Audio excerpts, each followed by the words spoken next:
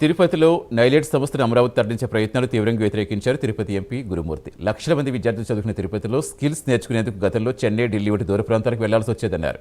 ఈ పరిస్థితి గమనించిన జగన్మోహన్ రెడ్డి కేంద్ర ఐటీ మంత్రి అశ్విని వైష్ణవ్ను కోరడంతో 2025లో తిరుపతిలో నైలేట్ టెంపరీ క్యాంపస్ ఏర్పాటైందన్నారు. ప్రస్తుతం దాదాపు 1200 మంది విద్యార్థులు వివిధ కోర్సులు అభ్యసిస్తారని తెలిపారు. తిరుపతి చుట్టుపక్కల ఎలక్ట్రానిక్స్ మ్యానుఫ్యాక్చరింగ్ స్టేజ్లు ఉండడంతో నైలేట్కు అవసరమయ్యే ఎకోసిస్టమ్ అందుబాటులో ఉందన్నారు.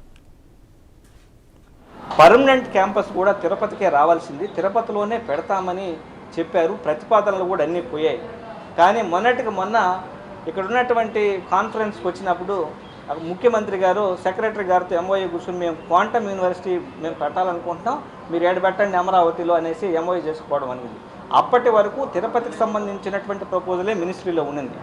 సో కళ్ళబొల్లి మాటలు కప్పిపెట్టి తిరుపతిలోనే పర్మనెంట్ క్యాంపస్ పెట్టాలి. మొదటి నుంచి ప్రతిపాదనలు తిరుపతికే ఉన్నాయి.